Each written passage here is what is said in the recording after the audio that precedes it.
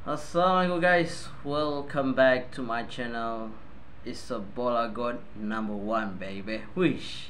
Dah lama guys ya, aku tak intro begitu. Tapi apapun, sekarang ni dalam video ini mungkin kita nak bahas guys ya, rumours tentang coach untuk timnas Indonesia guys ya.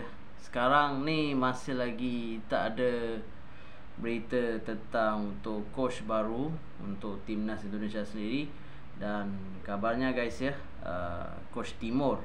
Tapi sekarang ni coach Timor tidak guys ya, tidak akan jadi untuk coach untuk timnas Indonesia. Dan sekarang ni pun yang free sekarang ni pun Shin Tae-yong pun kabarnya mungkin akan kembali. Tapi dengan PSSI sekarang ini guys, aku rasa mungkin tidak akan terjadi guys ya. Lagi-lagi Pak Erick Thohir pun tidak berapa suka dengan Shin Tae-yong, dan dia tak ada hubungan yang baik dengan coach Shin Tae-yong sekarang ni.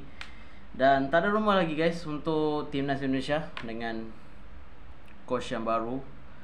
Aku pun mungkin fikir guys ya, mungkin timnas Indonesia mungkin akan tiada pelatih guys, tiada pelatih. Aku harap timnas Indonesia boleh ada coach yang berkualiti dan berpengalaman lepas ni. Sebab tak tahu lah guys, tapi aku agak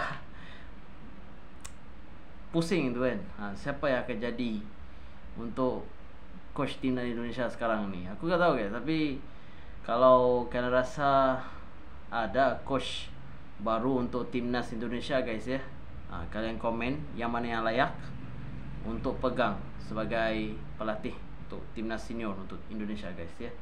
Kalau ada rumor-rumor, just komen dalam video ini. Aku pun tak tahu guys. Dah tak ada ide guys untuk buat konten lagi. Tapi komen guys ya, mungkin ada konten-konten baru guys untuk aku bahas. Komen dalam video ni.